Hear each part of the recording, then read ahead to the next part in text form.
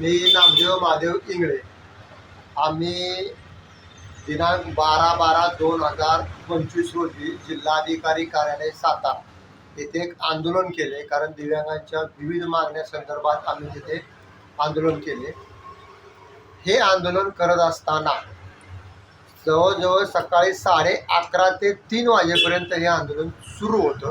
हे आंदोलन सुरू असताना सर्व दिव्यांगांची मागणी एकच होती की जिल्हाधिकारी साहेब यांनी येऊन फक्त आमचं निवेदन स्वीकारावं आणि दिव्यांगांच्या मागण्यांसंदर्भात ते काय कार्यवाही करणार आणि किती दिवसात करणार ह्याचा फक्त आम्हाला आढावा घ्यायचा, माहिती घ्यायची होती. परंतु जिल्हाधिकारी साहेब तिथे उपस्थित न राहिल्यामुळे हे आंदोलन 11:30 ते 3 वाजेपर्यंत आंदोलन राहिलं आणि पूर्ण रस्ता ब्लॉक झाला.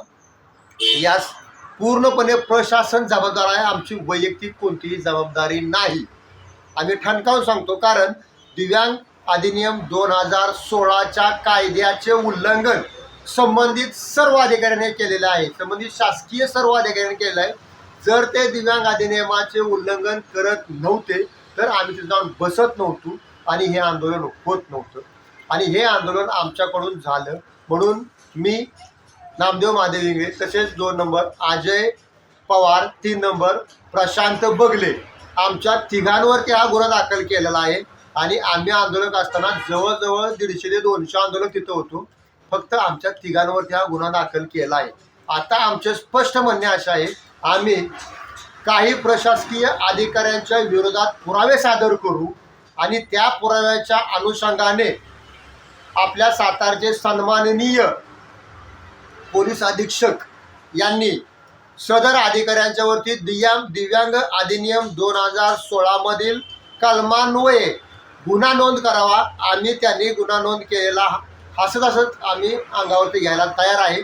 परंतु आम्ही जे सांगू त्या पद्धतीने त्यांनी त्यांच्यावरती गुन्हा नोंद केला पाहिजे. शिवाय दिव्यांग आयुक्तालय पुणे यांनीही त्यांच्यावरती गुन्हा नोंद केला पाहिजे.